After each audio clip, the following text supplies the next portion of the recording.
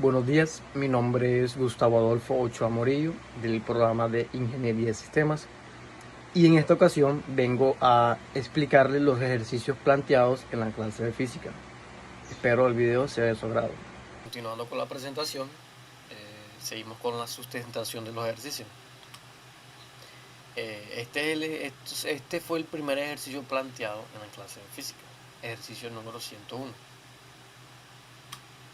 Bueno, comenzaremos con que estos fueron los datos obtenidos del texto anterior. El punto A nos pide determinar la aceleración del bloque conforme resbala por el plano inclinado. Comenzaremos con la sumatoria de fuerzas para el eje X, que es donde se mueve la masa, que es igual a la masa por la aceleración. Px vendría siendo el peso en X, que es igual a la masa por la gravedad por el seno del ángulo de teta.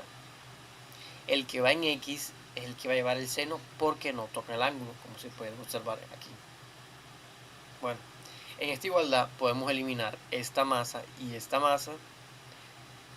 Es como decir que esto pasa a dividir al otro lado. Entonces lo vamos a simplificar, quedando que la aceleración es igual a la gravedad multiplicada por el seno de teta.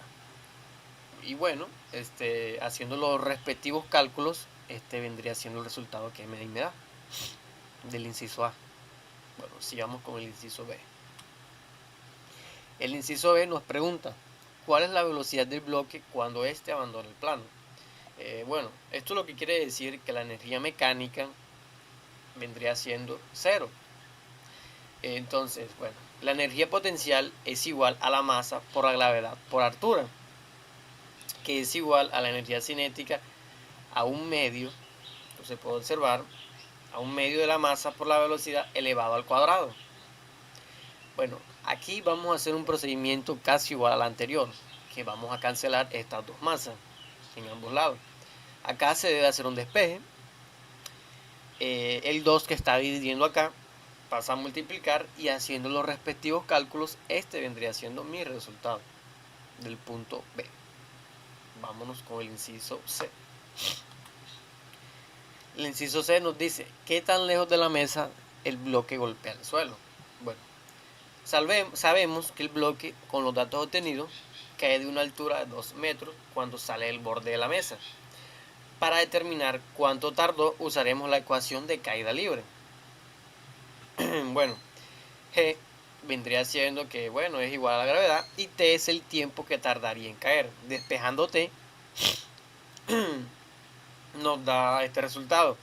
Esto significa que el bloque tarda aproximadamente 0,638 segundos en caer al suelo, mientras el bloque está en el aire, también se está moviendo horizontalmente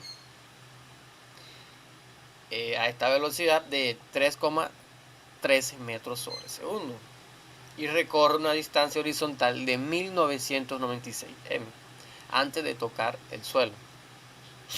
Bueno, nos vamos con el inciso C. El inciso D,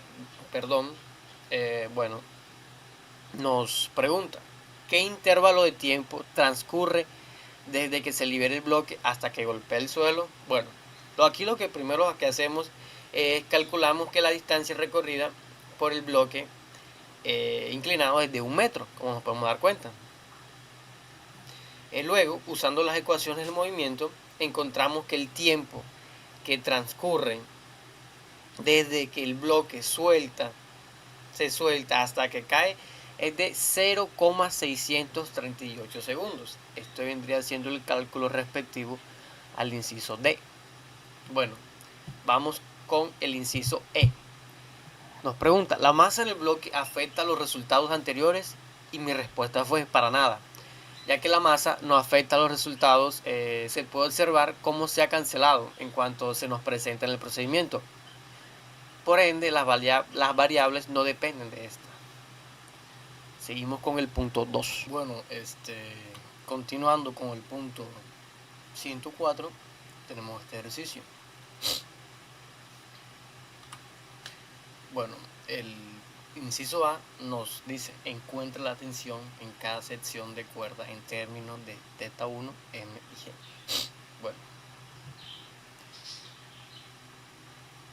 Bueno, vendría siendo primero la tensión en los extremos.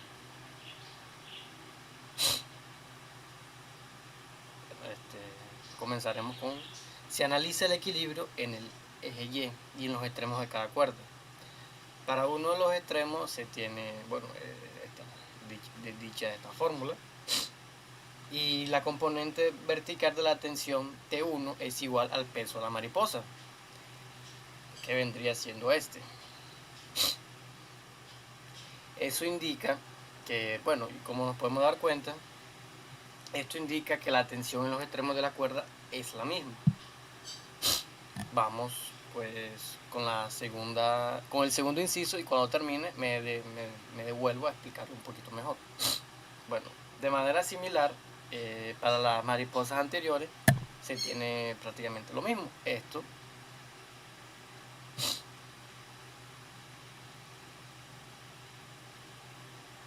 y la componente vertical de la tensión T2 es igual al peso de la mariposa, que vendría siendo esta partecita. Y se deduce que la tensión es menor en el centro debido al ángulo θ2, que es menor al ángulo θ1. Y como θ2 es la mitad de θ1, se tiene esto. Este vendría siendo el resultado. Vamos con el inciso 3, con el inciso C. Bueno, demuestra que la distancia D entre los puntos extremos de la cuerda vendría siendo este, que es el que nos da el texto. Bueno, comenzaremos con la relación entre θ1 y θ2. La tangente de θ1 se descompone en términos de las componentes horizontales Lx y vertical Ly de la cuerda, que vendría siendo esta parte, toda esta parte. Bueno, de esta relación se deduce que el ángulo θ2 está relacionado con θ1 mediante esta partecita. θ2 es igual a esta parte. Bueno, la distancia total D. Finalmente, la distancia total, bueno, entre los puntos de suspensión de la cuerda se obtiene sumando las contribuciones de cada tramo, que vendría siendo prácticamente toda esta parte.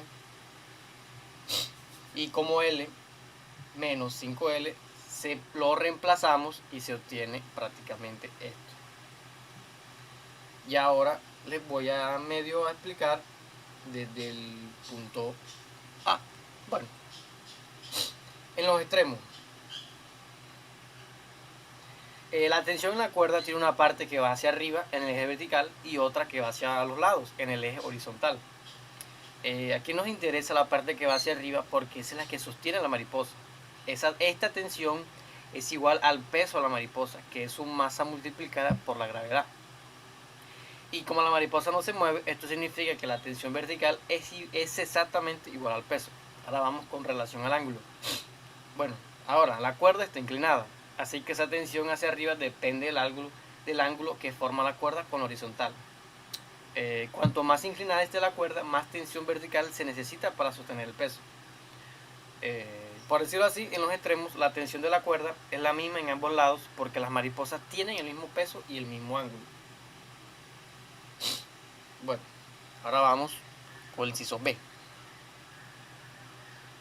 Bueno, en el centro, aquí la cuerda está menos inclinada que en los extremos. Significa que el ángulo es más pequeño, pero el peso de la mariposa sigue siendo el mismo. Entonces, para poder sostenerla, la cuerda necesita generar más tensión porque al tener un ángulo más pequeño,